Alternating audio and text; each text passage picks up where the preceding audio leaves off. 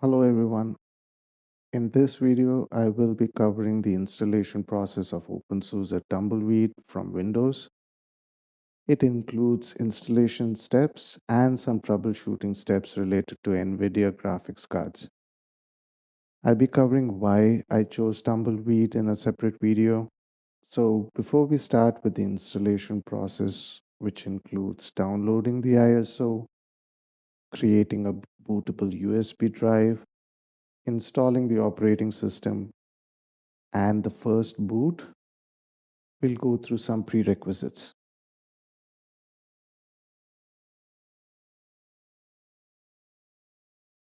First, let's start with some system requirements. These are basically the minimum requirements. I've updated some of these values from the official site. It says it requires 4 GB physical RAM on the official site, but I've changed it to 6 GB because that's what's required for encryption. You can install this on a 30 GB hard drive. However, for encryption, you may require more space, which is why the minimum required space is now 40 GB. You can install the ISO on a DVD or create a bootable USB drive. We are going to use a USB drive in this installation, so I'd recommend a 8 GB USB flash drive, which is USB 3 and up. Essentially, a quicker USB drive means a faster installation. And then talking about pre-installation checks, it's always a good idea to know what hardware is on your system before you proceed with an installation.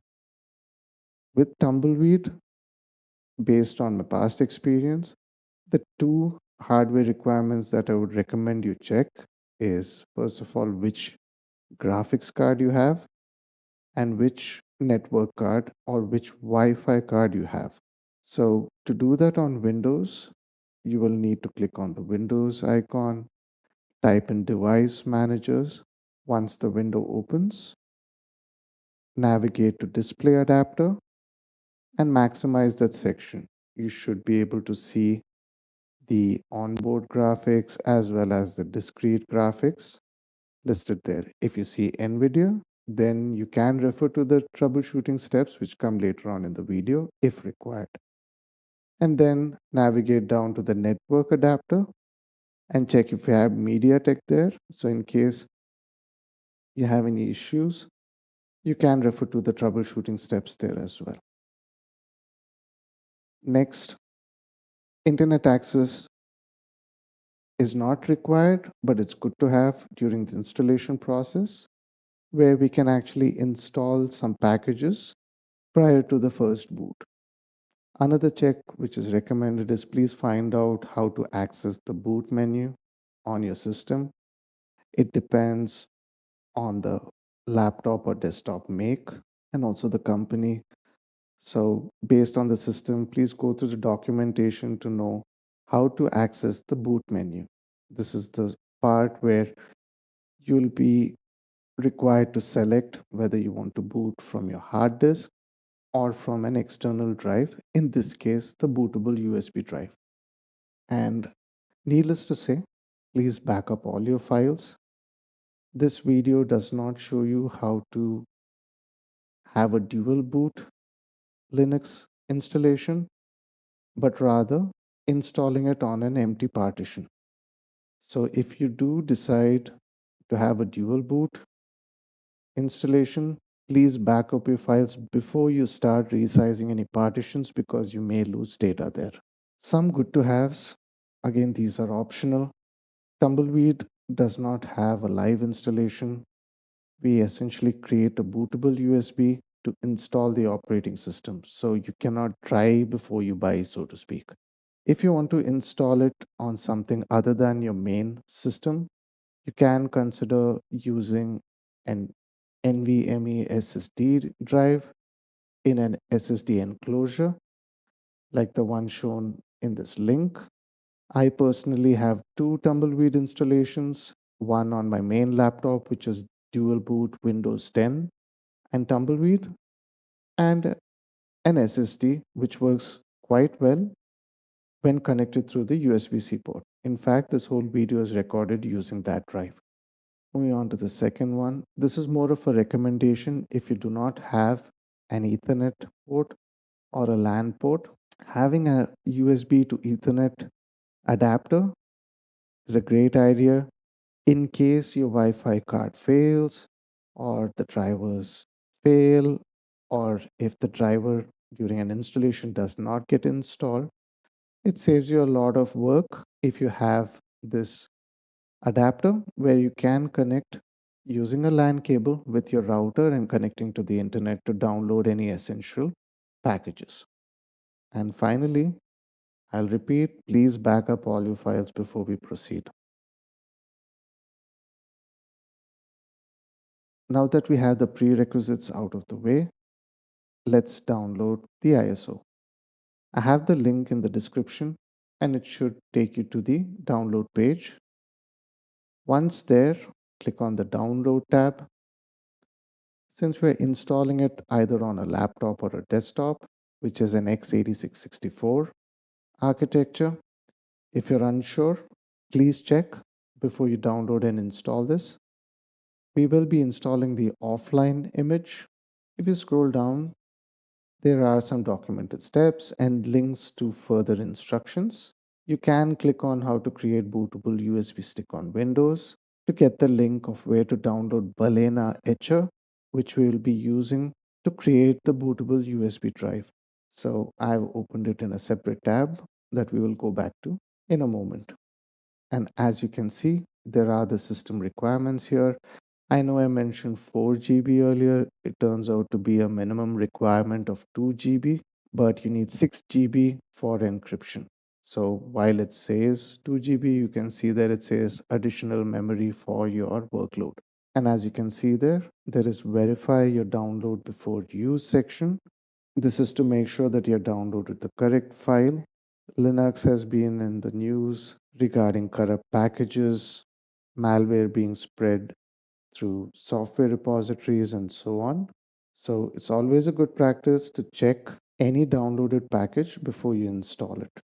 I will go through this process in a moment. But first, let's go ahead and download the offline image. The ISO image file size is 4.2 GB. So depending on your internet speed, it might take a while to download it. So while we are downloading the ISO, let's move on to the Etcher site and download the Windows version. I would recommend using this software to create the bootable USB drive. The other recommended software is Rufus, but I have been using Etcher and not had any problems with it. So I would recommend using this for this installation. So download Etcher for Windows. Again, you can see the x86-64 architecture there.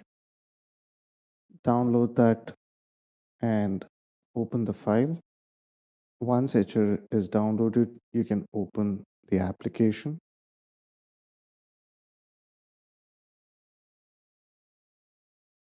As you can see, they collect information, so you can click on the settings and turn it off. We'll get back to this screen in a bit. So while you're downloading the ISO, if you have some time, you can go through the overview section and read some of the points that are there that makes Tumbleweed a good option. As I mentioned earlier, I'll be making a separate video talking about why I chose Tumbleweed after using Ubuntu for over 10 years and why it seems to be the one that I'll be sticking with for quite some time. Once the ISO file is downloaded, let's go ahead and verify it. So on Windows, we will be using PowerShell to find out the file hash. For that, click the Windows button, type in PowerShell, and open the application. I provided the command in the description below. You will have to replace the file name with the one which is on your system, including the file path. Copy paste that command in PowerShell, hit enter.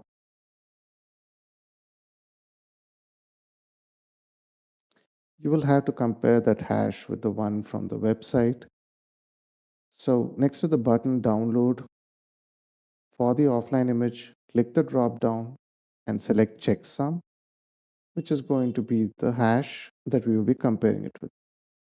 Once the file downloads, open it, copy the text before the file name and paste it in an Excel file, or if you're using LibreOffice, copy paste it in LibreOffice Calc.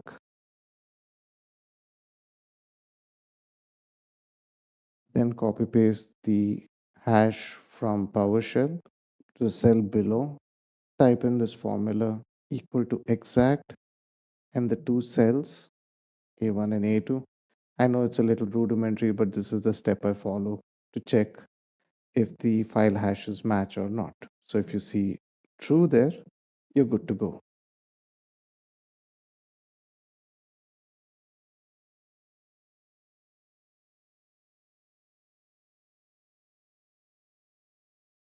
So next, let's create the bootable USB drive. For that, click on Windows, navigate to Balena Etcher, right click on it, click More, and then Run as administrator. Once the application opens, you need to first select the ISO file. So go to your downloads folder, select it. Then we will have to select the installation medium of the target, which is going to be your USB drive. Make sure you select the correct one. I've shown here the hard disk as well that I have, so please don't select that. Once you've selected the right one, click on Flash and wait for it to finish. I've sped this process up quite a lot because I think it takes close to 5 minutes to create the USB drive as well as validate it. It's good practice to not skip through the validation, let it complete in its entirety.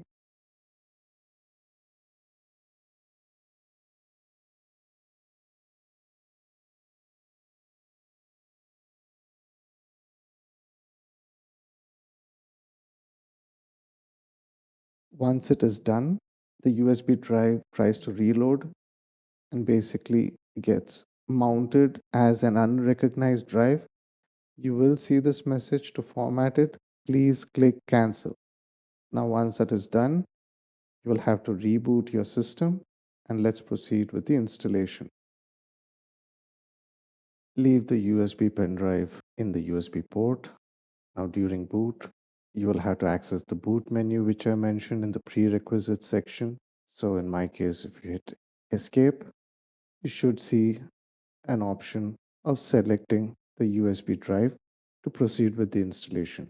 Once you hit enter, you should come across this menu where installation is already highlighted, or else use the keyboard to navigate to that and hit enter. This will start doing a hardware check and loading the necessary drivers for the installation. So at this stage, if you have an NVIDIA graphics card, this is one of the points of failure. So even before you start the installation, it might fail here.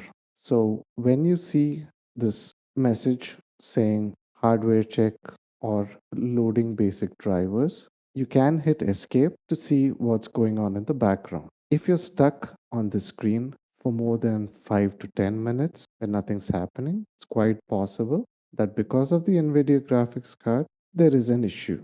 If everything goes well, you can skip this section and just move on to the next timestamp. Otherwise, please follow these steps. So now try rebooting by clicking Ctrl Alt and Delete. In the boot menu, select the USB drive. Come back to this installation page, but before you hit enter, type E for edit entry, as you can see in the bottom. Scroll down using your keyboard to the line where it says Linux, and at the end of that sentence, type in nomodeset. I've given the word in the description. Once you're done, hit F10 to proceed.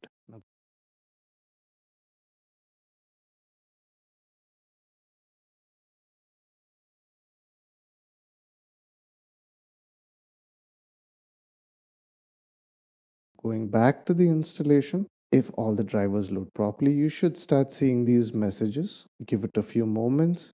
It will proceed to the installation page.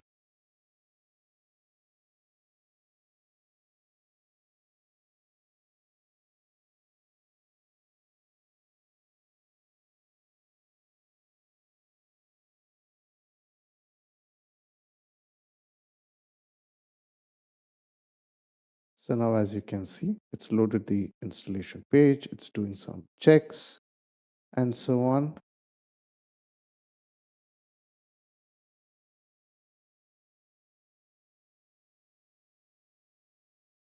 The first prompt that you will see is to select the appropriate keyboard. So you can change the keyboard layout depending on which one you have. For me, I've left it on the default and then I click next. The next page you would see is the network settings page. It is slightly different in terms of how you would select a Wi-Fi network. First, check if your Wi-Fi card shows up. In this case, it's the Intel card which shows up. Click on Edit. Then you will have to click on Choose Network. And then you will see a list of all the available Wi-Fi networks. Select your Wi-Fi network and then enter the password. And then click Next. I apologize. The video that I took basically cropped out the next button. Now, once that's done, click on Next again, and then you will be directed to the next option. Now, in case you are running a dual boot install, and if you have encrypted drives, you can click on Skip Decryption so that it doesn't mess up any existing drives. Else, you'll not see that. Next, you will be requested to activate online repositories. I would recommend that you do so. And then you will be shown which repositories are available. Leave them at their default. There are 3 of them which are selected and click Next.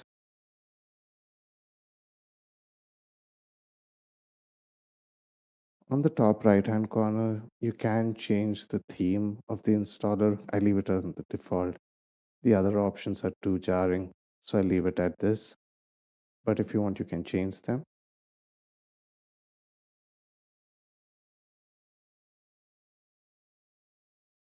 The next option that you will see is which desktop environment you would like to choose. You have different options. My preference is KDE Plasma. That as well I'll cover in a separate video. But in case you want a different desktop environment, please select the one which you would like. Again, my preference is KDE Plasma. Once you select it, click Next. Now comes the partitioning part. I'm going to show you the steps that I generally follow. You can use the guided setup, but the steps I have followed has served me well over these years. So I'll be showing how I set up all the different partitions and why I've set it up that way. So in the first step, select the expert partitioner dropdown and select start with existing partitions. After you select the empty drive, in this case, I have only one. You may see more than one. Click on Add Partition.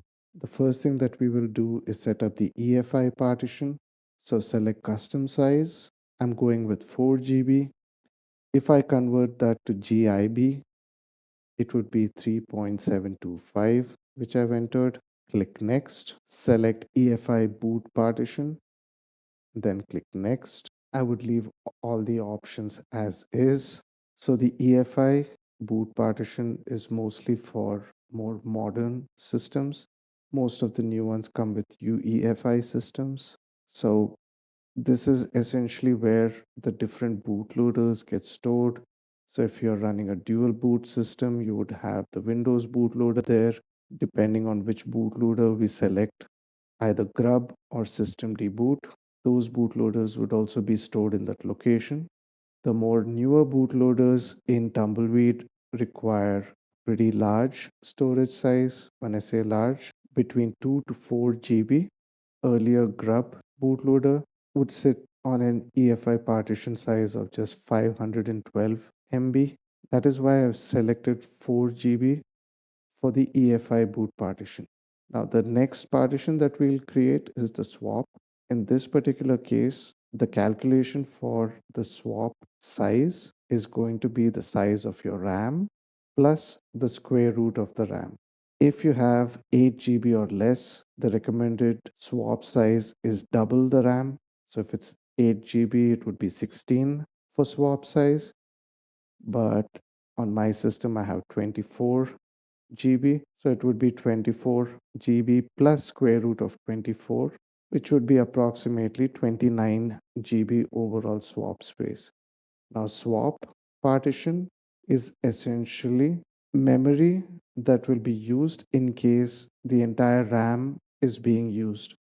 So swap generally takes over some of the RAM usage. Once you enter the partition size, click next, then select swap and click next.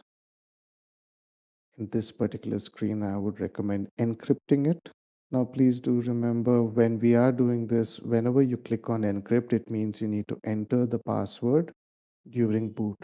So you'll have to create one or more passwords for each time you encrypt a particular partition. So while there are processes of booting with an entry-less password, my preference is to enter the password for an encrypted drive, which is the home drive in my case. I do not prefer setting it up where it uses the TPM of the system because I've had trouble with it with Windows 11, which is why I do not want to face any issues on Linux. So in this particular case, to avoid entering a password, a random key, or in this case where it says encryption with volatile random key, option can be used. This encryption method comes with a warning, which mainly has to do with hibernation. Since I don't use the hibernation option, I use the volatile random key encryption. But if you use the hibernation option, the recommendation is to go back and uncheck the encrypt device option. It's good practice to encrypt the swap drive because if a bad actor gets access to your system, they could access the swap drive and get information from there. Once you're good with your selection, click next. We'll be now creating the boot partition. Again, click custom size. For the boot partition, 5 GB is sufficient. When we translate it, it would be 4.66 GB.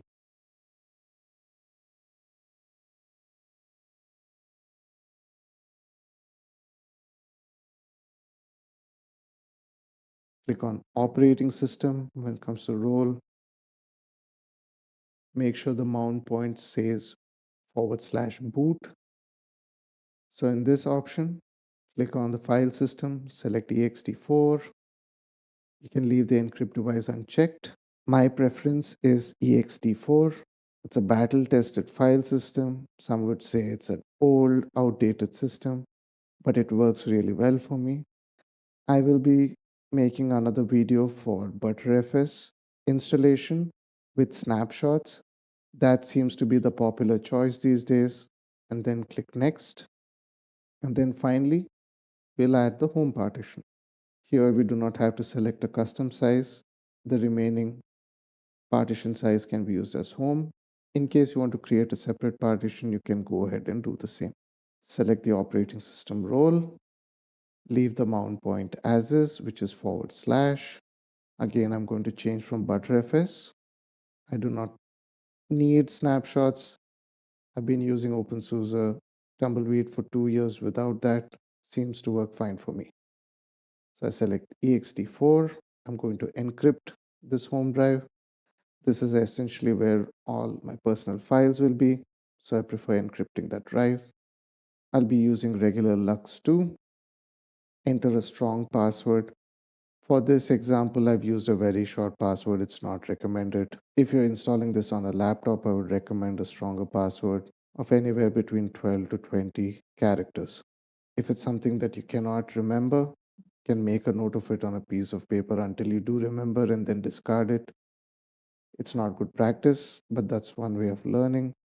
Or else you can use a password manager either on your phone or on a separate system until you remember it and can type it in without any issues. The Lux label is optional. If you want to enter a label, you can, otherwise, you can leave it blank and click next. Once you do so, do a quick check to see if you selected the correct drive and you have these 4 different partitions set up. Then click accept. You can again take a quick look before you click next.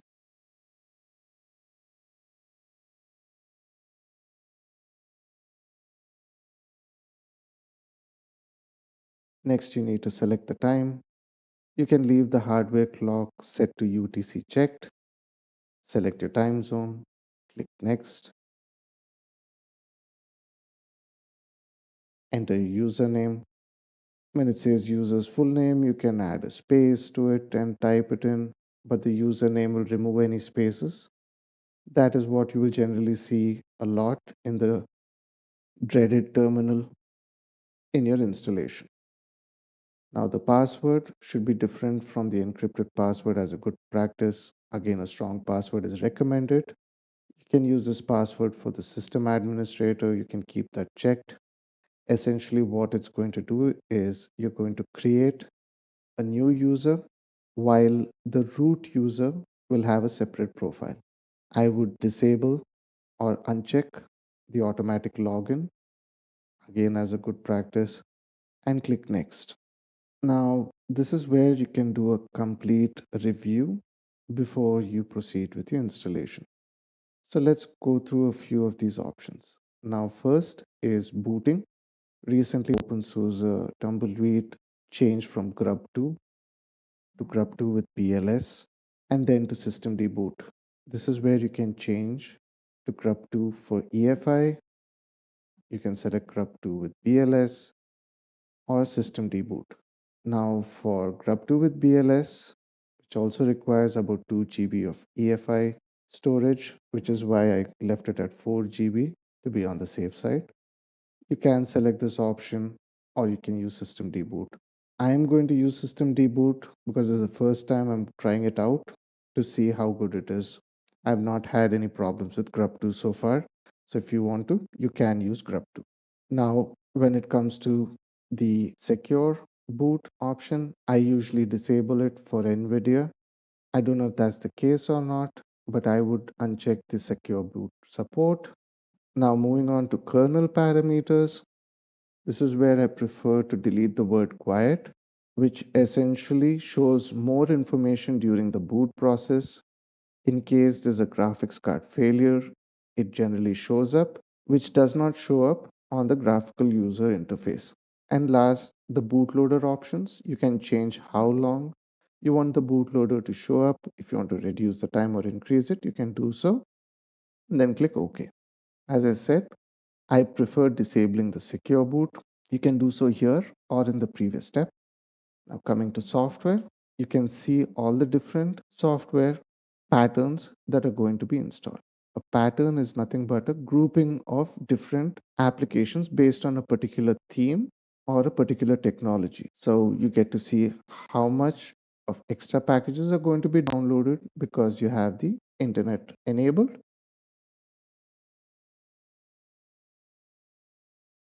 Now, when you click on the software link, it will show you all the different available patterns that are there and which ones are going to be installed. The ones with the check marks next to them are the ones scheduled to be installed.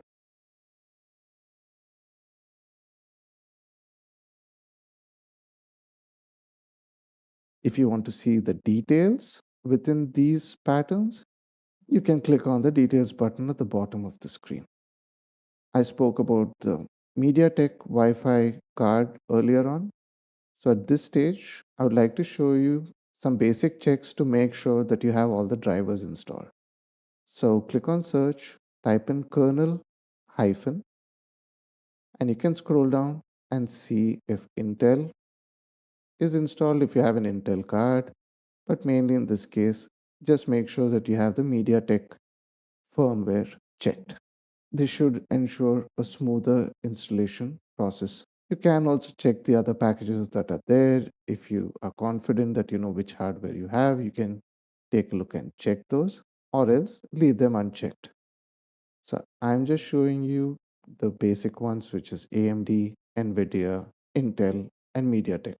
All of these are already checked, so that shouldn't cause any problems in the installation process.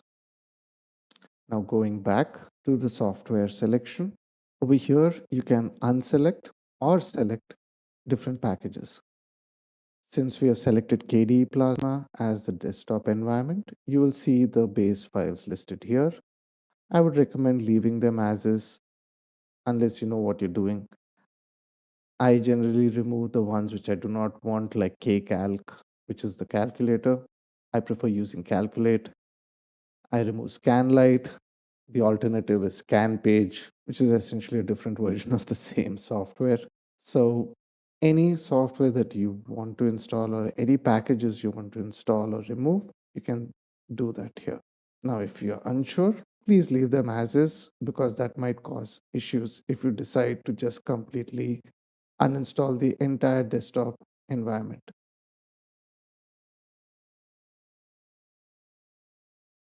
Now, one controversial topic is YAST or YAST. I don't know how to pronounce it. I pronounce it YAST, which is basically a graphical user interface to help edit system settings. Now, that is one of the main reasons for me to actually switch to Tumbleweed. So that application is scheduled to be deprecated. And in its stead, there are two applications that will replace it. One is Merlin, which is a software management application. I'll be creating a separate video for that, not just for Merlin, but different ways you can install an application on Tumbleweed. And the other application that we'll be taking over is Cockpit, which is essentially a local server based application, I think created by Red Hat, which does most of what YAS does, but has a few features missing. The team is actively working on, I think, plugging those gaps. So I do not want to install YAST and show you how to use it when they are planning to deprecate it. Rather, I was thinking I'll show you how to install Cockpit instead and how to use that. I'll be creating a separate video for Cockpit as well. So if we are to not install YAST, you can uncheck the different patterns on the left-hand navigation bar wherever it says YAST.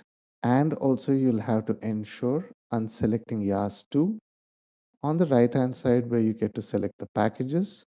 And if you'll notice, if you select or unselect, it also selects and unselects other packages which are dependent on it, or rather YAST depends on those packages to run.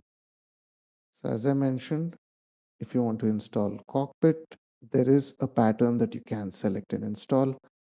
I will ignore Cockpit client, which is essentially a hyperlink to the local server. So in the kernel parameter section, I showed you that I prefer deleting the word quiet so that I get more details while booting the system. Now, another thing that I prefer doing is removing the graphical user interface entirely from the boot process. So Plymouth is the application that shows you the password prompt for any encrypted drive during boot. So I have problems with Plymouth where it gets stuck during the boot process or fails altogether. So I prefer not installing it during the installation process.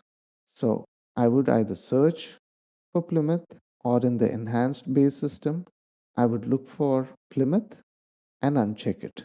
Once you're done selecting all the applications, click on accept. You can take a quick look at what packages are going to be installed. This would be the ones you selected and its dependent packages. You can click on continue and go back to the review page. Now, for the most part, I would leave the rest of it as is. Under security, I would leave them as is.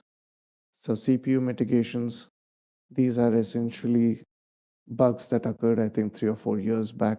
So these are the mitigations during boot. I think it's the Spectre virus and so on. The firewall will be enabled on first boot, which is a good practice. So do not disable it. SSH service will be disabled, also a good practice so that people can't remotely connect to your laptop either through the LAN or from an external connection, thanks to a firewall being enabled. SSH port will be blocked, which is good. And then you have the Linux security module SE Linux. I think a year or so back, Tumbleweed switched to SE Linux from AppArmor as the default security module and ensure that it is in enforcing mode. Linux, as such, does not have any antivirus. It has a system level check to prevent users from gaining privileges on the system, which and leave the policy to get default privilege to default.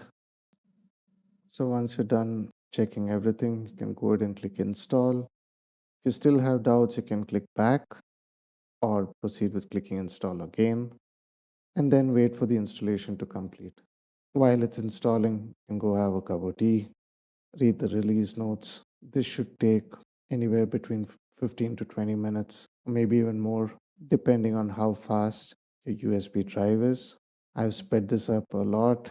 I think the total time it took from the time I booted the bootable USB drive till the time I rebooted after the installation was about 30 minutes. But then again, since this is the first time you're installing it, it might take anywhere between an hour to maybe an hour and a half to complete, depending on your internet connection for downloading the ISO, the USB drive for installing the operating system, and then finally just you navigating around.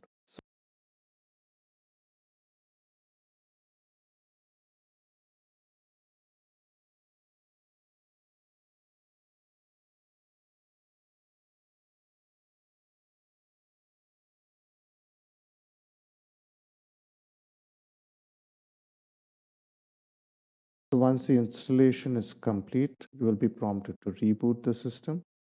You can leave the USB drive in the machine when you restart it. By default, it should take you to the new bootloader, which is grub, or to system deboot. If it doesn't, in the boot menu, ensure that you select the new bootloader before proceeding. So for the first boot, you will see the system deboot or grub2. Select the first entry that's there and hit enter. So you'll see the system messages during boot, and then you will be prompted to enter your passphrase or your password. This is the password you set up to encrypt your home drive, not the password to log in. Once you hit enter, you'll see more system messages and see that everything is okay during the boot.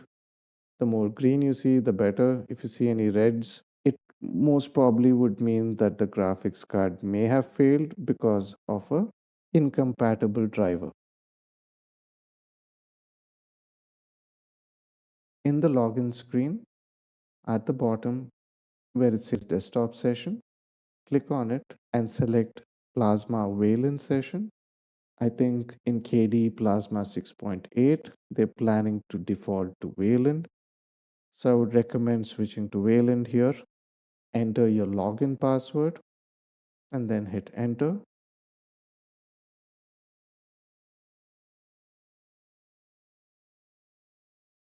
And there you go. You've installed openSUSE Tumbleweed. Now, if you have an NVIDIA graphics card and you do not see the login screen, but instead you see a black screen with a blinking cursor or a static cursor, try rebooting the system by clicking on Ctrl Alt Delete or force shut down the computer by manually pressing the power key for more than 10 seconds. Boot back up.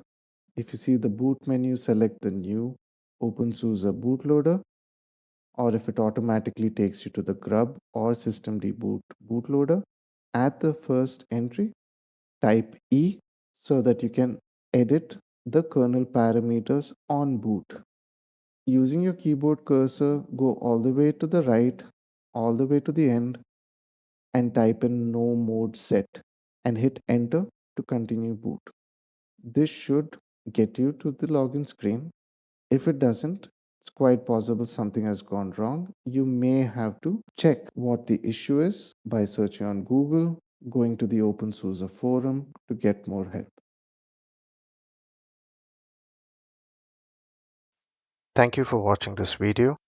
If you found it to be of value, please share it with others on social media and with folks who are looking at installing openSUSE Tumbleweed. Also, please consider joining my Patreon, where you'll get early access to these videos, along with a notebook file which has common Linux commands and detailed instructions from these tutorials.